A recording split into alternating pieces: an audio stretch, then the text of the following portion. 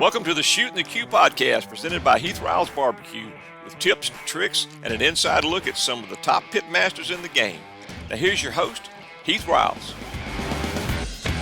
Welcome back to another episode of Shoot. Today I'm joined with my lovely wife Candace and a very special guest, Mr. James Sanders. How are you doing today? I'm doing good, man. It's good to be here. I feel like this was a long time coming. A long time coming. We actually wanted to get you out, and we still want to get you out here to the studio, and let's do some cooking together, and maybe we can shoot something together too while you're here. Man, I really hope so. We're planning on doing a trip out that way. We're talking about doing a distillery tour, and I thought about trying to see if we can just make a little trip over to see you guys and cook up a few things. See if your Sunday chili is as good as it looks. Well, it's pretty tasty, but the cold drinks are always cold at my place, is what I like to say. So, for everybody that don't know you, can you tell everybody about yourself and kind of how you got started in barbecue? And I will say this, your barbecue team's name is Big Black Barbecue. So, kind of tell everybody how you got the name and how you got started in barbecue. It's funny. I'm always never ready for that question, how that actually started. I was still active duty back at the time. I did 20 years in the military, served in the Air Force. And while I was serving, I actually got a niche for barbecuing in earlier years in life. My grandfather barbecued quite a bit, and he would always cook for the whole neighborhood, and everyone come and have his brisket and his ribs. It was like the best barbecue on the street. And I don't know what it was, but one day I just wanted to start barbecuing. I had an offset smoker, and I ruined a pulled pork pretty bad. I mean, it was my family was nice to me, and they ate it, but it was inedible. It came out burnt I mean, it looked black, like it took all the smoke, and I just looked at it and said, like, all right, who's ready for some big black barbecue? And it just kind of stuck after that. And I went to work, and I started saying it every time. I'm like, oh, I'm going to be cooking big black barbecue this weekend. And a coworker of mine actually bought me a plate that just said big black barbecue.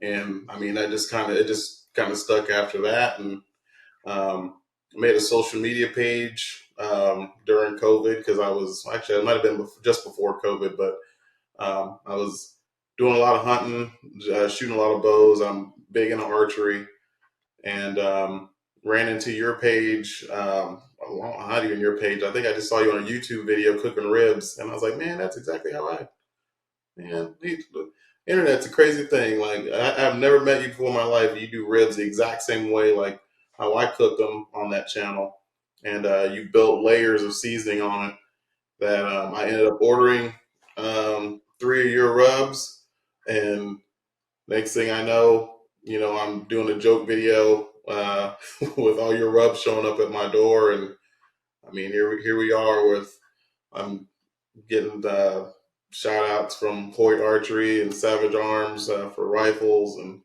Mountain Ops, and pretty decent in the hunting community. And I don't know. That's pretty much it. I just do a lot of backyard barbecue, and I do a lot of cooks out at deer camp, and I started cooking a lot of wild game because I was doing a lot more hunting. It was a lot easier to get drawn for a tag back then, but now it's a struggle trying to get selected. I don't have all the big bucks to just go spend a couple grand just to pay for a guide, and I had to do it all on my own. So,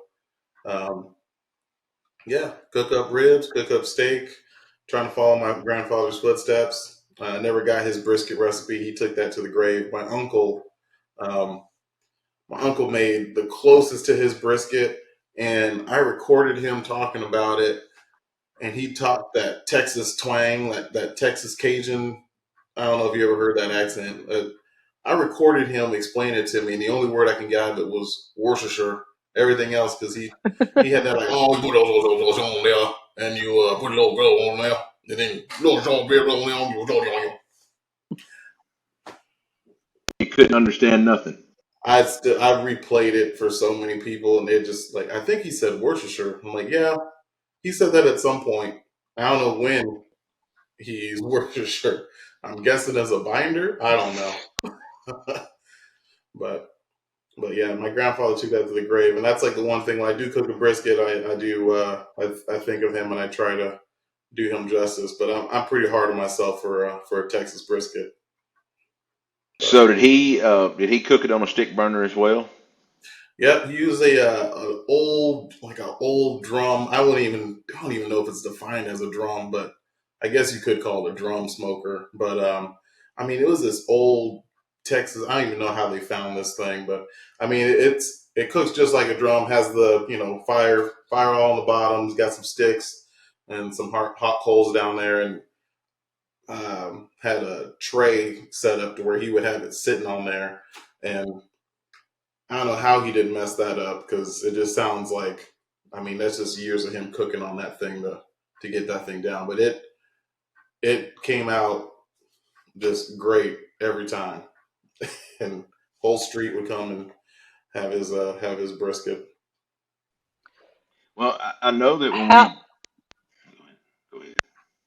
I was just gonna say, so how did you get to the point of where your barbecue was big black barbecue to the point of where you wanted to start posting and sharing, you know, what you're doing with the world basically? Like how did that transition? Did it take a long time or Not really. So I actually started on Snapchat just with my family. It was like an internal thing is how it started. I would only the family would get big black barbecue posts, and I mean I would just take pictures of it like trying again, and then eventually eventually it took some time, but I mean I was pretty determined on trying to get that right, and it took me a while to figure out that stick burner, figure out the offset, and I mean, it was something I had to constantly just do, and eventually it got to the point where all my coworkers wanted to come over, and they wanted to have my barbecue. And once that happened, I mean, it's all history. I think I actually posted like one of my early. I think I have to scroll down there. I don't delete nothing, so if I scroll all the way down there, probably my first post. It's not the best picture, but it is what it is. It is what it is. But I mean, eventually stuff just started looking good, tasting good, and yeah, you guys with your so you guys were the first like shout out. Hey, we want to send you a package, and I was like, well, this sounds fishy. I don't trust the internet like that. And like, oh, here's a random guy that I seen on YouTube asking for my home address. Like, well, I'm gonna risk it, no biscuit. And sure enough, that package showed up, and I was like, holy smokes! Like, there's hats in here, koozies, and I did that beans, greens, potatoes, tomatoes clip, opening it, and then that took off, and I don't know. I just kept being myself, shooting bows and barbecuing, and now everyone now I get catering requests, and no one talks about that enough. Where if you get good at this, I mean, Right. man, my mom one time she's gonna get mad that I said this, but she just like showed up with a package of like two slabs of ribs just frozen. Like, hey, we'd like these done by by Saturday. And I'm like, wow. Yeah, don't worry about my plans. I'm good. I guess I'll just be cooking. But Wow. Well, yeah, she gonna get mad. I can remember watching your early videos and seeing you shooting a Hoyt bow and hunting and things like that. I knew you were active military, and so I'm the one that added you to that list. Actually, I'm the one that reached out to you initially. Um, and then now that we have a whole team, I think you coordinate with them more than me. But yeah, we started adding affiliates and ambassadors on pretty early on in our stages of social media. I would say we had been on social media 7 8 years, but when we really got going with the business, we really started looking at people that were just genuine people. And I try to look for people that would have some of the same interest as me, honestly. And when I seen you shooting a Hoyt bow, I have a Hoyt bow. Um, And I have a funny story about that. That bow caused my first divorce, which was great. It was kind of like the nail in the coffin. And I Yeah. said, I'm going to buy that bow. And she said, well, I'm leaving today if you go buy it. And I said, well, you better go unpack because I'm going to get the boat. And that's just the way it happened. But That's funny. That's actually how Bo Keisha got her name because we didn't get divorced or anything like that. But I mean, she caused a lot of fights, almost as if she was the girl on the side, and that's how I got the name. With I mean, that's a little history there too. Like I did a lot of posts of me and my Bo and Bo Keisha, and I mean, she would oh yeah, cause some like my wife. Like, where are you? Like, I'm driving home, and she's like, "You don't sound like you're in a car. Are you? Where are you?" And legit sound like I'm having like an affair or something on the side, but really I'm just shooting my bow over at the archery range. and yep, and I would say like, "Oh, I'm with Bo Keisha," and she was like, "You tell her like, no, you need to be home for dinner." And this is BS. My wife gets so mad at Bo Keisha, and yeah. That's yeah. funny.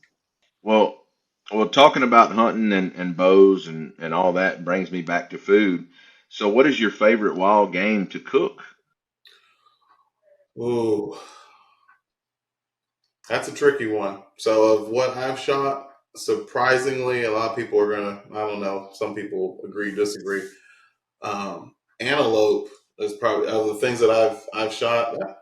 Mine have come out. I don't know if it's because they were eaten off of a farm, or then where I ended up shooting them. I mean, that's some of the best cooking I've done with wild game.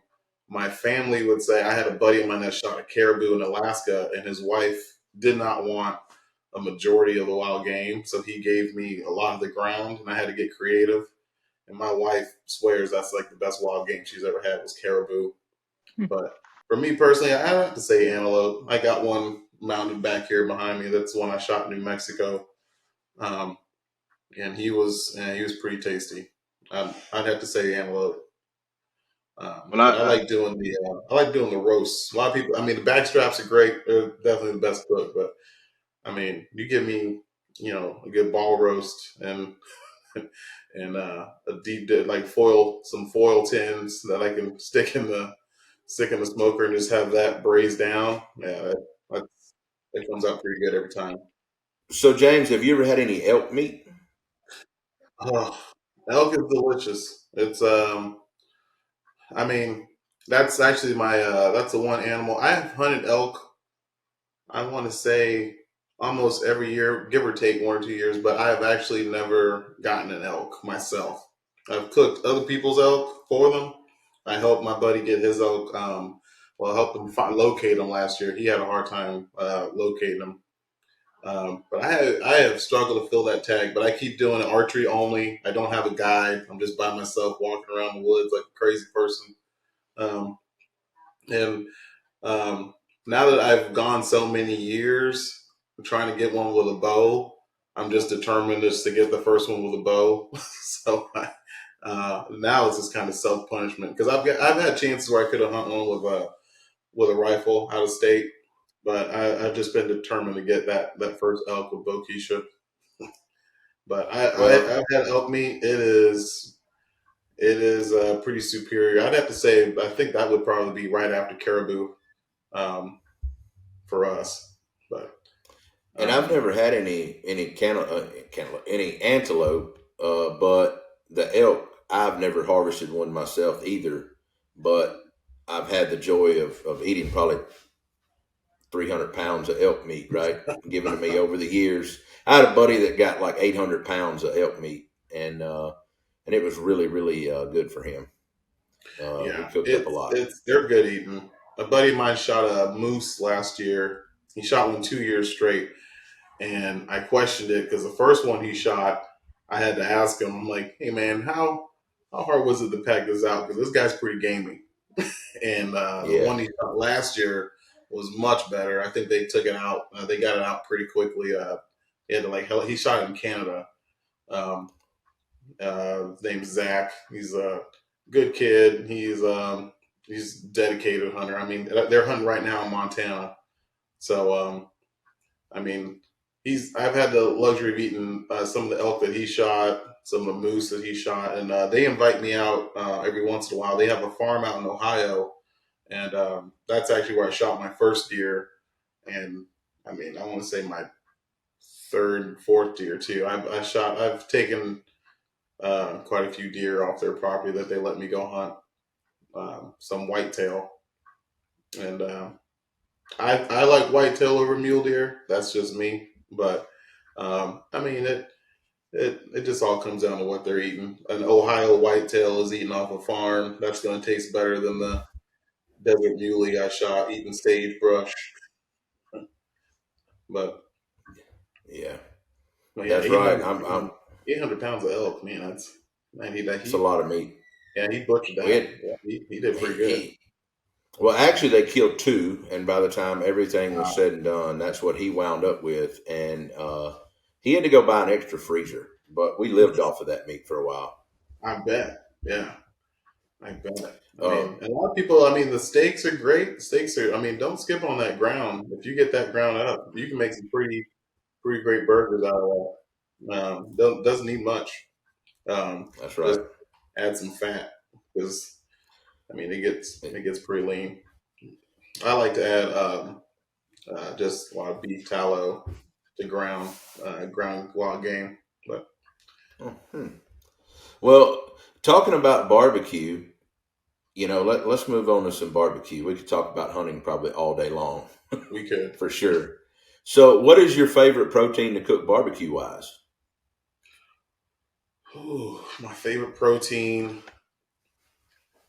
It's I mean, if I'm just going to a store and it's probably going to be a steak. It's going to be a beef. If I could get my hands on a tomahawk, man, I get pretty excited. So I had to say beef.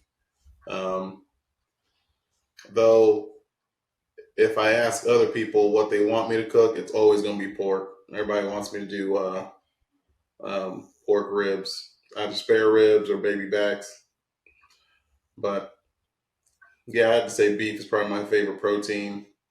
It's just I like cooking. If I do pork, I like to lean sweet, and I don't know what it is. I think I always want savory, so I always try to go. I tend to lean towards beef. And you know what? I guess Candace would be the same way. She does not like sweet pork or sweet ribs. She wants it more savory than anything. I will say once you've had a savory rib, uh, I mean that it normally stands out. I cooked a savory one just one time, and uh, I feel like I got more comments on that one than I did. Like I get a lot of comments on the sweet ones that I normally cook, but I did a mix of was there? I didn't use any of the fruit seasons. I actually used just the jalapeno rub, and then I went heavy salt, pepper. I want to say that's it, and I mean I got a lot of comments on that rib, thinking it wasn't it wasn't gonna be up to par with the other stuff, but. Little caveat: my wife does not like barbecue sauce. Shocker, but I have to always serve a dry rub when I'm cooking for the family. So my rib just had to stand on its own with no sauce on it, and I think that actually helped me really tame flavors with barbecuing ribs and pork butts because Well, once I do add a sauce, I mean that really takes it up a whole nother level. But I have to have it taste good just on its own, and that was a struggle for years trying to get that down.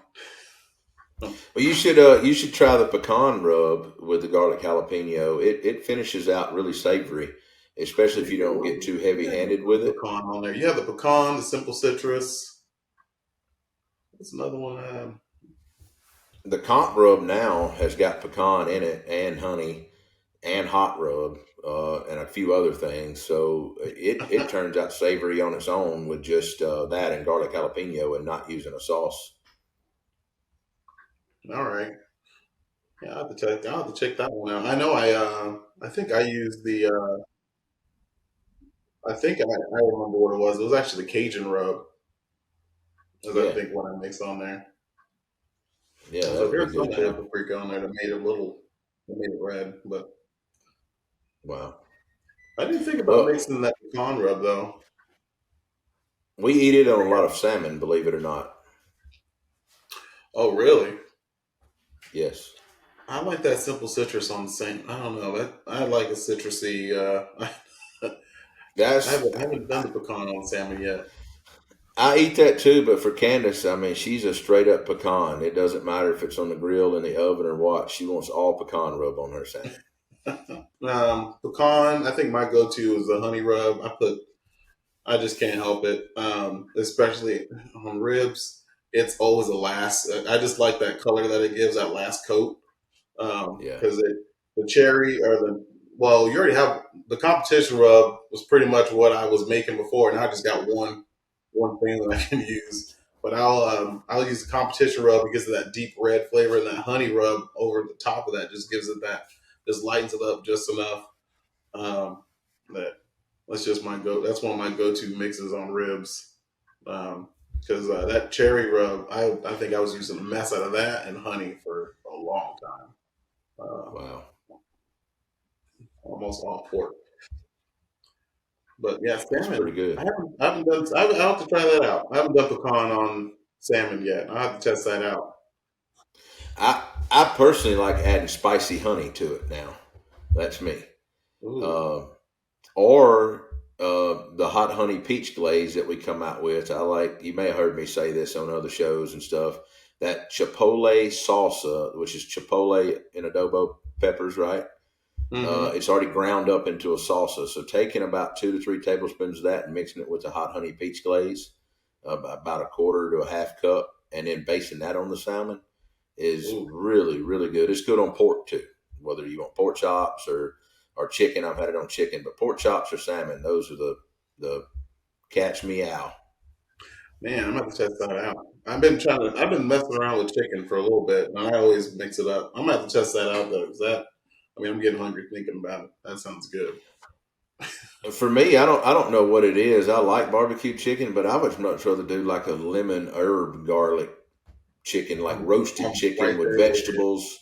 Yep, Something a little more. I don't know. I always go back to that citrusy lemon garlic. I don't know, kind of feel. I'm right there with Well, you every time. talking about the cherry rub, we used to do, and chicken, we used to do that, the cherry wings a lot, where we would like heavy coat the Oh wings yeah, in the cherry rub and then well, like black pepper and then do the vinegar black pepper. sauce. That was always really good. We haven't made that Yep, in a while, but we used to make that all the time. it's been a long time, long time. Oh man. Well, talking about trips and things like that. Also, you recently just took some time off social media and you traveled over to Europe. I did. It was great. We ended up going to Germany for Oktoberfest. Me and my Oh, wife, we've been married 19 years, and everyone keeps saying like, "Why didn't you do it for 20?" I was like, "Well, we had plans for 20, but I mean, we're at 19 now, and we planned this. We've been planning this since like last December because I had to plan PTO my for time off and all this other stuff, but." Um, when the time came to actually leave, so I actually got. I mean, it's been a roller coaster of a ride the past few years. Ever since I retired and we moved back here to Phoenix. So I have a whole separate phone for just social media because I just don't want it on my actual phone. I don't want to look at it. Um, I just I just feel like it detracts from my day. So I don't really want to. I have a whole separate phone that literally just it's Wi-Fi and then it has all the social media stuff on it. And not having that with me, and I went overseas, and I could record everything I wanted on my actual phone and take pictures. And we saw the Eiffel Tower because we went from Germany, had a great time in Oktoberfest, had a lot of great beer. Um, Hung out with some friends of ours that went overseas with us, and then we took a train over to Paris and had a great time in Paris. Went to the Louvre and the Palace of Versailles, which I knew nothing about, and I don't pretend. I just look at pictures and go, "Ooh, this is a big picture." Uh, and Went to the Eiffel Tower, and I mean, we did a lot of shopping out there, and we just had a really good time, and there was no drama, and it was just a great time. That's all I really could say about it. I will say there's not a lot of barbecue out there. It's a completely different style of Well, cooking. how was the food and drink? Because I've always heard that, like, the food and drink was really good, the wine and the food. The food was great, and what's funny is I actually thought I posted it, and I looked and I was like, man, where'd that food post go? I had some of the best things I ate while I was over there in Germany. Just get the bratwurst and schnitzel every time, but I also ended up getting we were I don't remember, we were at some bar down there, and they had this. On the menu it said oxtails. Now it wasn't oxtails. It was actually it looked like beef short ribs when it actually came out. Um, but that's not what it said on the menu. But I didn't fault them for that. But those beef short ribs that came out, and they came out with a baked potato, was phenomenal. It was one of the best things I ate. And then when the price for it came out, and I was like, it was like 20 something dollars. And I was like, oh man, I can Wow, you don't see I that can every prepare it day. this time.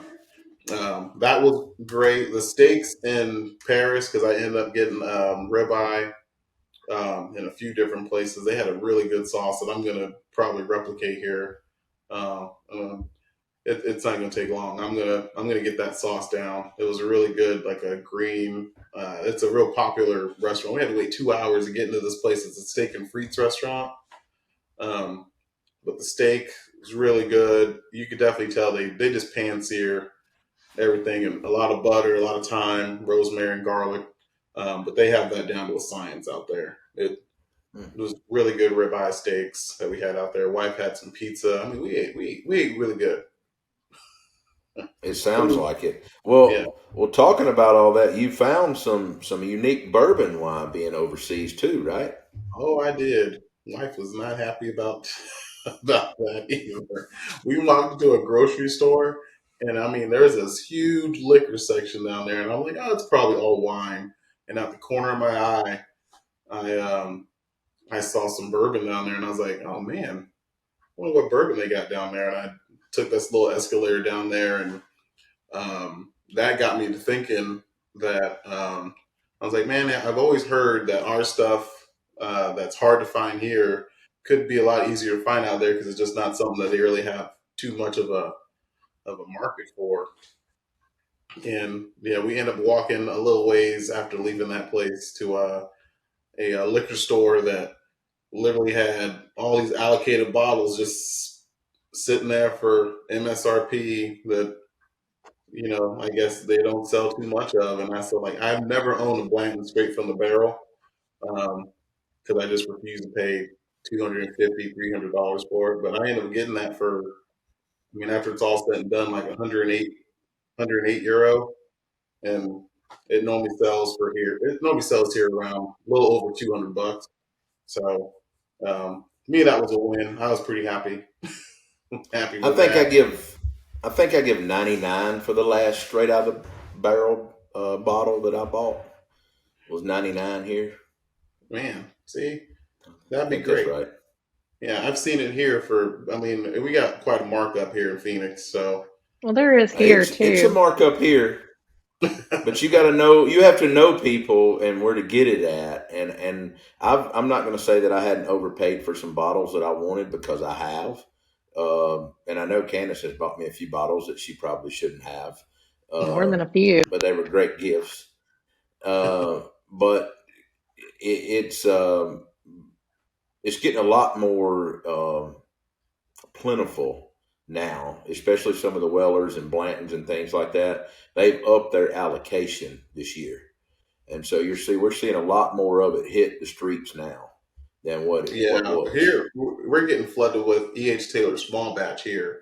I mean, it's everywhere here. Um, Yeah, I watch a few YouTube channels of a guy that does some bourbon hunts, and I mean, he came here to Phoenix and he saw E.H. Taylor everywhere to the point where he was like, "Man, all right, I guess Arizona's the place to be for E.H. Taylor. Ohio's the place to be for Weller."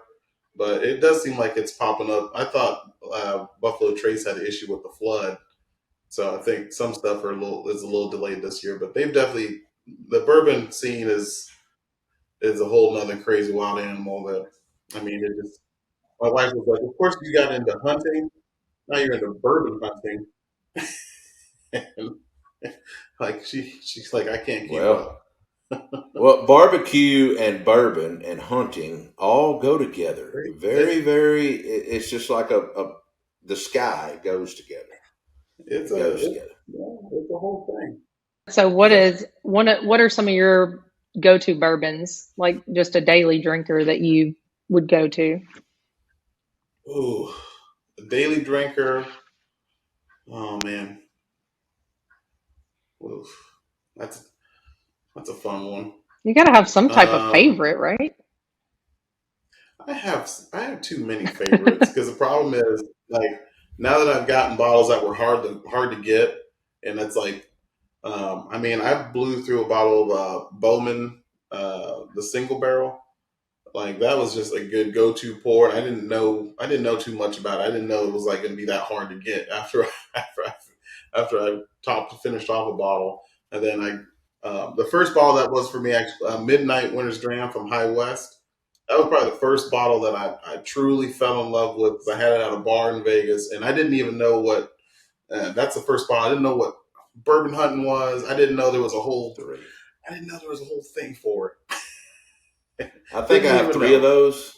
I think I have three of those, last year's I'm and not this going to tell year's. you how many of them I got. I got quite a few of them. But when I first went hunting for it, I didn't even know I was hunting for it. I went to a big box store. I was like, hey, you guys heard of this bottle called a Midnight's where it's Midnight's some dram? And the guy looked at me like he was like, yeah, man, that's an allocated bottle. Like we don't have it here. And I was like, what's an allocated bottle mean? And he explained this whole thing to me. I was like, wait, you're telling me I can't just buy that? And they're like, no. So when I finally did see it, I mean, that triggered that bottle actually triggered me bourbon hunting because that was the first bottle that I didn't even know what allocated bottles were. I just had like Angel's Envy and like just a few things in our liquor cabinet, and then I've tried like some nice bottles here and there, but my go-to before that, before all this started, was probably just Basil Hayden. I thought that was just a nice, Yeah. easy sipper. And then I had that dram, and yeah, now I got, oh man, I think the new one just came out a few days ago for Act 13, but I got Act 9, 10, 11, and 12.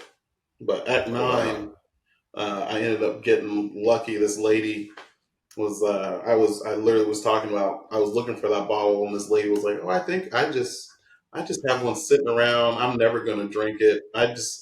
You know, I'll just hook you up with it. And when she did, I was like, oh, this is a good one. That's probably one of the better drams of late that's come out. But if you got some of the earlier ones, like Act 6 or 7 or I some of those think earlier ones, mine's from last year, Act if I'm not 12, yeah, mistaken. I thought it was great last year too.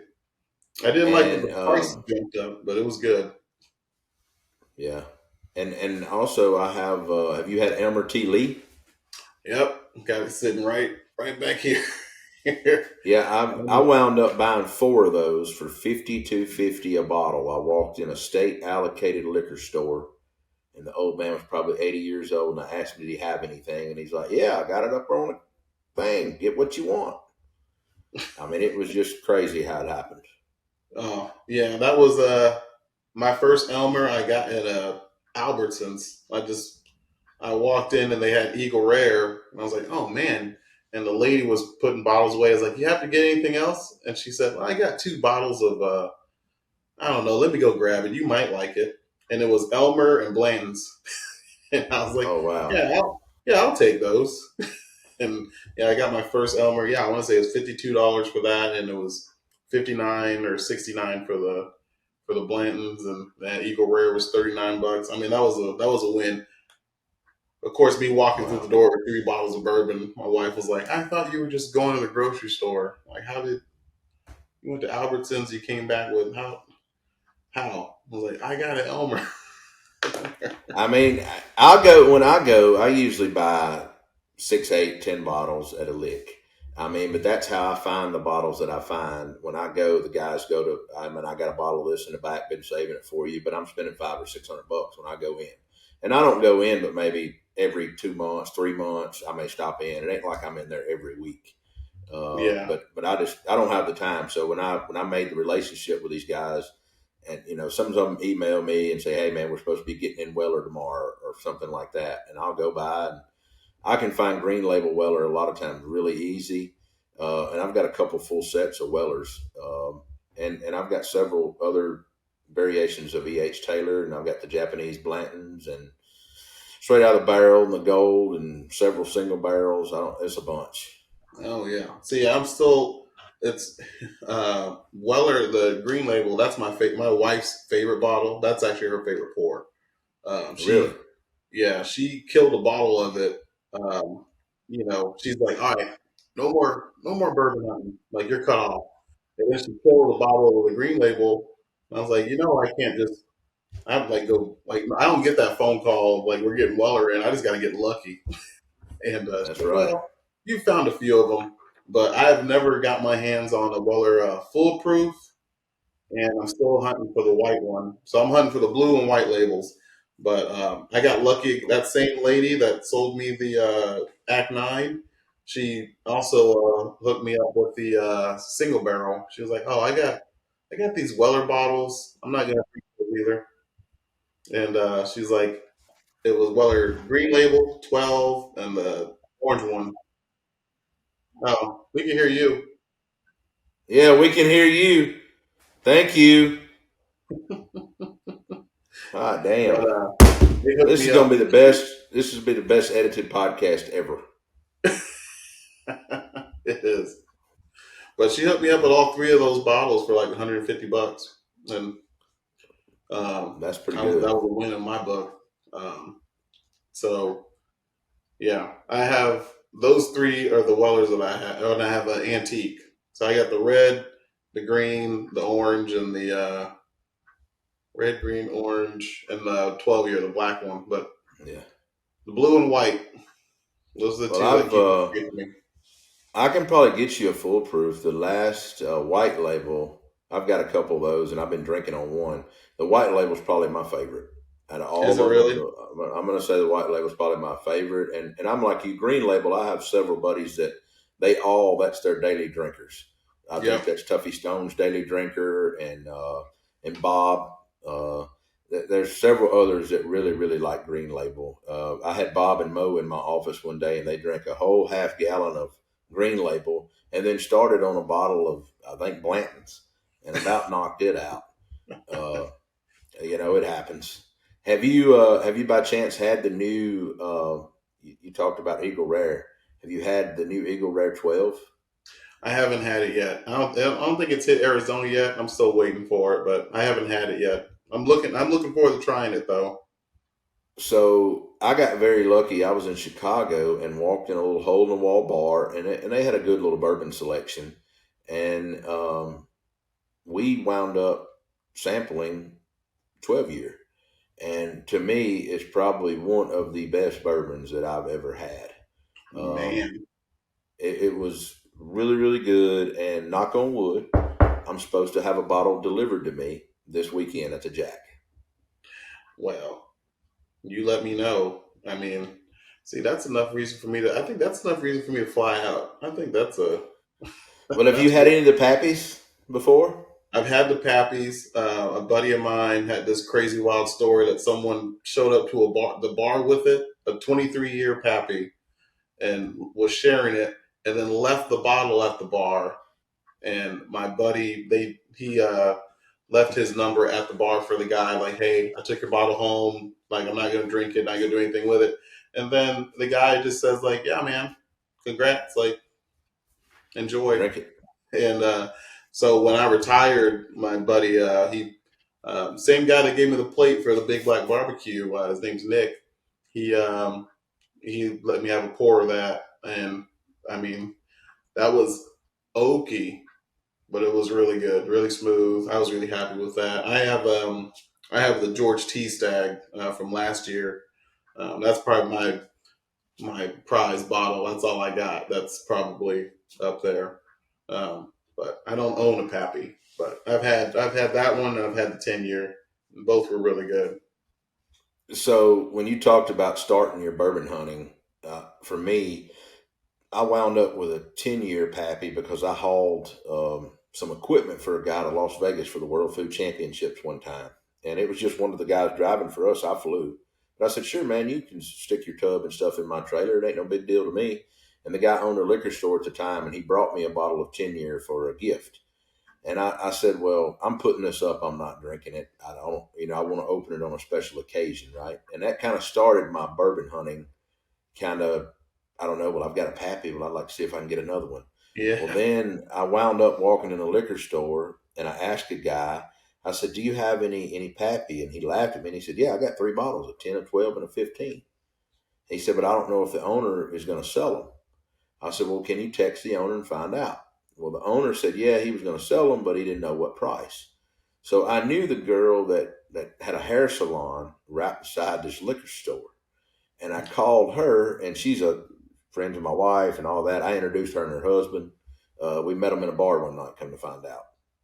And long story short, I asked her, I said, can you think you could con that guy into selling you those bottles, telling him they're for you? And she said, well, I'll try. And so she called the guy up on the phone. She's like, hey, I want to buy that Pappy I heard you had. A friend of mine's really wanting it. And he sold me all 3 bottles I had to give $1,000 for. Man. At the time. Yeah. But I paid it, and I'm happy with that purchase after seeing what it's at now. And yeah, all that. I would be I too. did.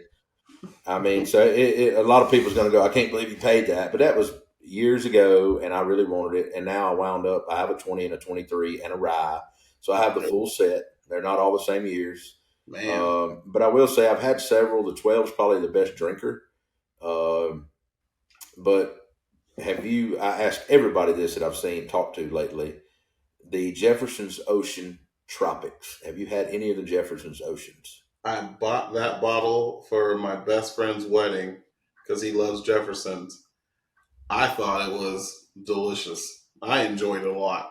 Because that's the one, is it the Singapore barrel? Singapore? Mm-hmm. Yeah. Singapore barrel.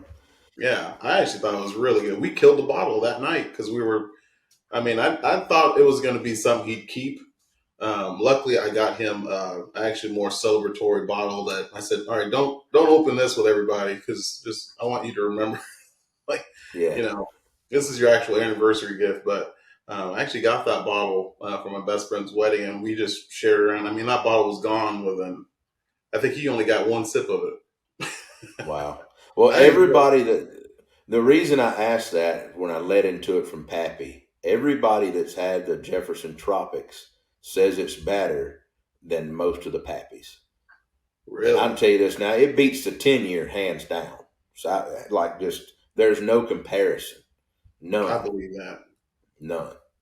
And I think it's all in your palate and all that too, and all that. But I really like it. But I still have some of the Voyage 3 and 4 unopened bottles. And I think they're on Voyage 30 now or something, 32, 33. Well, have you had any of the other BTAC? So the George T, the Eagle Rare 17 or the Sazerac 18. Have you had those? I have, but I have the bottles unopened now, the full set. The whole BTAC set, I have that. Oh, and I was actually missing the William LaRue Weller, and I was missing the rye out of the Pappy lineup. And my wife found those about 7 or 8 months ago and didn't tell me and had them put up. And she knew that after Memphis in May, I'd made some really good connections at Memphis, and I was fixing to get those bottles. And so that Sunday, after I won Memphis in May, she went to the closet and brought out those 2 bottles to me and given them to me. And told me, happy birthday, happy anniversary, Merry Christmas. And here they are. I've gotten those gifts too. That's awesome. Yeah, the William LaRue was, I would say, one of the best pours I've ever had. No doubt. And then I got a buddy of mine shared the Sazerac 18 and the Eagle Rare 17. And I don't know what it was that night, but I thought the Sazerac 18 was actually better than the Eagle Rare that night. But then I had another pour of the 17 another time, and I think it was like a 21 release. And I want to say that was one of the best pours I ever had. And I mean, it just goes back and forth. But that William LaRue Weller, yeah, that's the bottle for me right there too. Talking about bourbon though, and you just hit a nail on the head. One time you cook it this way, like pork, right? And it's kind of like bourbon. One time you have it here after you've ate something else, and it's not the best you had. But when you have it again, it's the best you ever had. And it's kind of crazy how restaurants go that route and backyard cooking goes that route too. It all depends on technique the whole time and weather and changes. There's so much that goes into it. I think I've had to teach so many people about they start barbecuing. Everyone thought you want that white smoke when you're barbecuing. I'm like, no, you don't want that smoke. It looks cool. It looks great if you're going to do a social media post. You see all this smoke dumping out of it. Yeah, it looks cool. But you really, trust me, you do not want all that smoke when you're cooking. And I'm telling you, this one time where I had to eat my words because this guy was cooking. I mean, I saw all this white smoke coming out of the smoker. And I don't know if maybe I just had the right drink that day and the right jalapeno popper that day. But all that smoke I want to say he did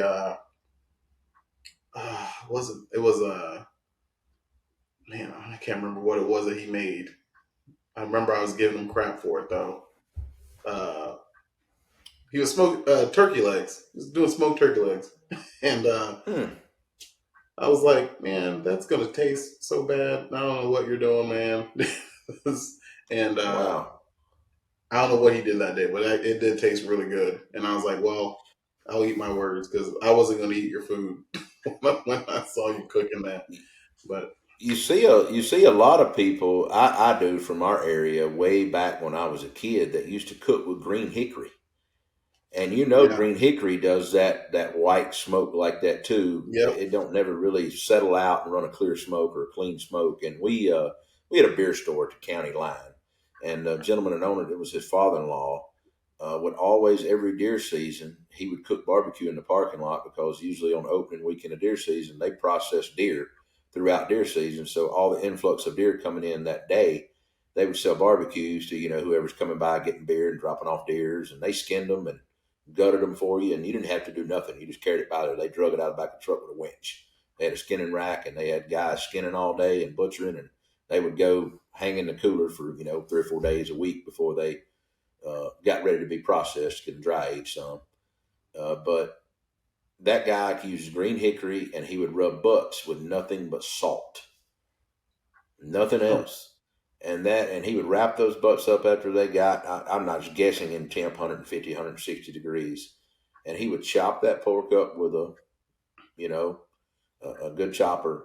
And it would just had coleslaw and like a really thin vinegar sauce on it. But it was still some of the best pulled pork for me eating as a 18-year-old kid that I've ever had today. With green hickory? With green wet hickory. And which sounds crazy because I've tried to cook with green hickory before, and it like puts a bitter taste on the meat. Yeah. And I don't know if it's all the salt that he was using. When I say he's using salt, he was caking the outside of the butt up with salt. Oh man. And I don't know if that acted as a barrier. I don't know. I still to this day don't know because I've tried all kind of techniques and I can taste it, but I couldn't taste it on that meat. But I've never run anything with pure salt either like that. Yeah. Yeah. Well, yeah, that's a new one. I would have been just like I would have questioned eating as well that day, and I would have been thoroughly shocked if I'm like, man. Well, me being like I don't remember if I was 17 or 18 when I had that sandwich the first time like that. So I didn't want to question the gentleman, right? You dang right. But I mean, I know he's passed on now, but that was. I still remember those vivid images of the way he cleaned his cutting board, his knives, and he used those old hickory knives. You know what I'm talking about? Yeah. The real old, like some of the first commercial probably butcher knives ever made. Yeah. By this company called Old Hickory with the wood handles. But he was just one of those rustic gentlemen. I'll say that. Man. He was rustic. Man. Really cool. Yeah. Well, man, we've talked about hunting, we've talked about food and all that. Have you got any new projects or hunts or bourbon discoveries you want to find coming up? So I have a elk hunt. It's for a cow elk hunt here in Arizona coming up. That's in November. So I'm gonna try to get it done yet again here in Arizona. I've hunted the area a few times, and I got an idea where they're going to be. So I'm hopeful this year, but you never know. Every year is different.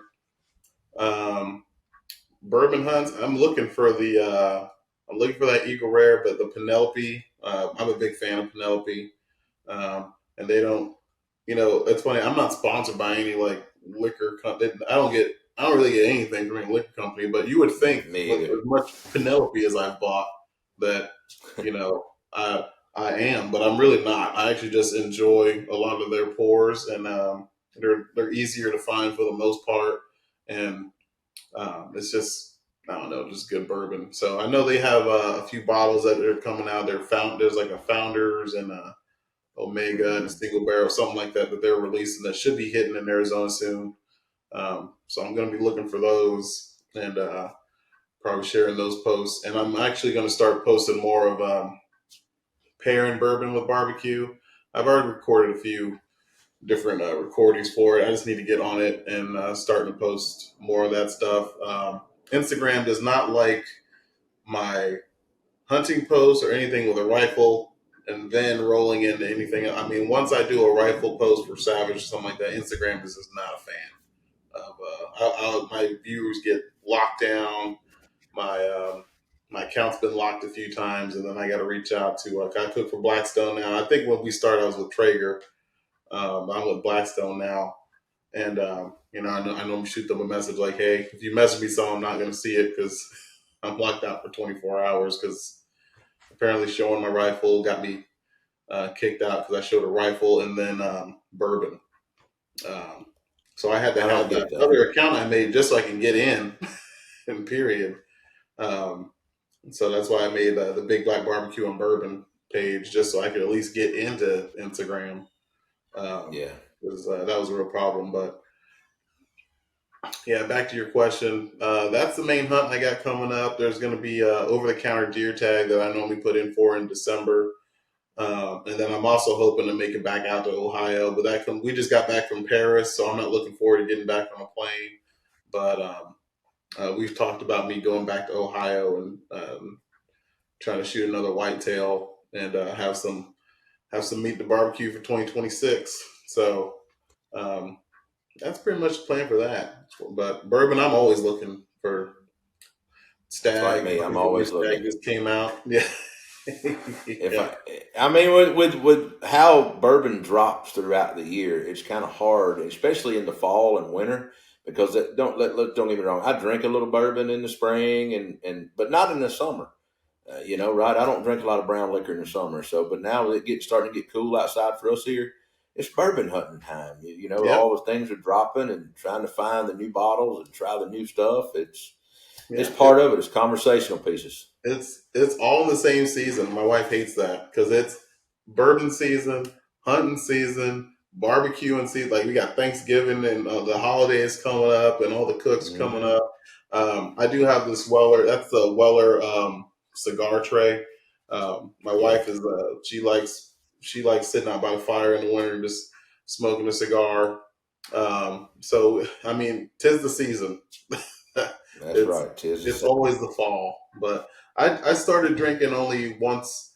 I only maybe have a sip in the summer because it is blazing hot here in Arizona.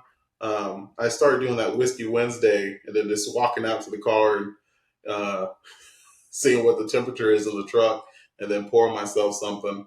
And yeah, I never failed. I got to go look for something that's 115, 120 proof based off the temperature and have myself pour that at night. And that was pretty much all the drinking I do in the summer. But we do crack open a few more bottles now that it's cooling off here because it's going to be our winters are it's the 70s and this is this is a great time of year to be here Yeah, for throughout the sure. winter. The low is going to be like in the 50s and the highs are going to be in the lower 70s. So That's that's what it's going to be at the Jack Daniels this week for us coming up. That same tent. And Jack Daniels, that's a whole other thing I'm looking for too. I'm always looking for the. I got the 14 year. I got lucky. I'm getting that Jack. Looking for the toasted. You looking for the Yep. toasted, the new one? Yeah. I think It's supposed to be a shelfer.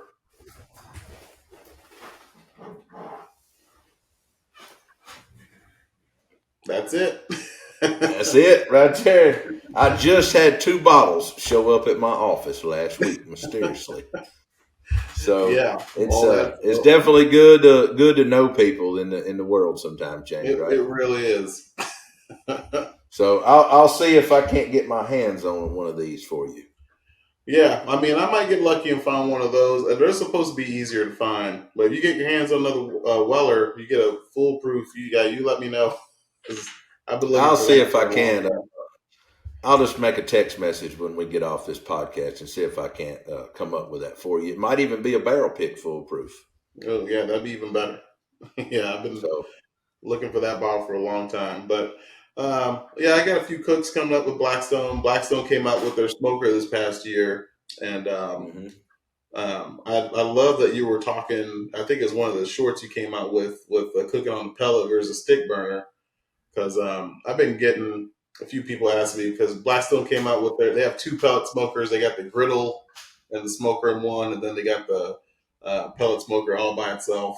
Those are the 2 smokers that they have right now, and I'm with you. When it comes to, I can throw down some sticks and, watch that fire. It's windy here. So it's a full-time, job. But there's nothing like, setting that thing to 200 at night, throwing a butt on there, going to bed. And then, That's right. Oh, look, it's Sunday morning football. The football games are about to be starting. I'm good to go. Like I didn't have to do that. That's right. So I got a few things. I'm in the same boat. A lot of talking about I could keep rambling. I know we got to end in just a minute, but you was talking about clean smoke a while ago and dirty smoke. We was on that subject and the people that kind of knocks pellet cooking and things like that.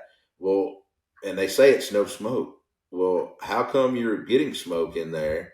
It's just a lighter smoke. And it's really clean smoke, right? Yeah. And so when you're really running a stick burner as clean as you can and you're doing your wood and got the proper airflow, it's the same way. Now, the smoke is not as predominant because it's in pellets versus a log. But I don't know. A lot of people that say that just, in my opinion, probably hadn't done the amount of cooking that I've done for my reasoning. Yeah. But, you got the trophies to show I think you know what you're talking about. I've seen them. Well, I don't like to brag, but I will cook for money. I'm not scared to throw down $100 and let's see who comes out on top. I mean, because there's a lot of people out there. There's a lot of keyboard cooks out here. And, I like a gentleman's bet. I just think $100 is better than $1. Yeah. So that's an easy way to say it. Well, James, where can everybody find you at if they want to connect with you and all that good stuff online? I'm on Instagram as Big Black Barbecue. That's where you find me. I'm back in country. I was off grid we were gone about 10 days, so about 2 weeks I was off grid. But I'm back. I'm gonna be posting a lot more. You can find me on there. And that's going to be I'm featured on Blackstone every once in a while. I'm part of their griddle crew. That's their affiliate program. And that's pretty much where you'll find me. If not there, I'm probably in the woods somewhere hunting with me and my Bo Keisha, or with my rifle. I call her Priscilla because she's a PRC. And 6'5". Yep, 6'5" PRC is now I got the new 7 PRC from Savage, so I've been taking that to the range and getting that thing tuned. So those are the places where I'm only at. Either shooting my bow, I'm either shooting a rifle, or hey, I'm in the backyard barbecuing. You can find me on Instagram, posting normally about one of those 3 things, or now bourbon hunting. So that's right. Well, thank you for coming on the show and taking your time up today. And I know Candace had some difficulties with her monitor, and she got off early.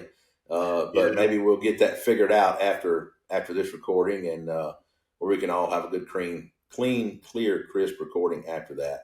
But thank you again for coming on, and I'm gonna see if I can't wound up that foolproof bottle for you. See if I can't make that happen. Hey, I appreciate it. Thank you. All right. Well, we'll see you next time, James, on another episode of Shootin' the Q. And thank you again for all the support throughout all the years. And thank you for your service to our country. And for enough people who don't say it enough, thank you for your service to this country. Much appreciated, especially, during all this controversial times. Just remember we're all Americans, and trust me, when you go overseas, that's what they call you. You're American. That's what it was all about. So that's right. I appreciate it. Thanks for the support, and shout out to the guys that are still serving and still out there doing what they need to do, and the ones before me, the ones that already did it. 100%. Well, James, thank you again for coming on, and we'll see you next time on another episode of Shootin' the Q. If you have any comments or suggestions for future episodes, please feel free to reach out to us on our social media channels. Leave us a review if you've enjoyed the show, and until next time, keep shooting the Q.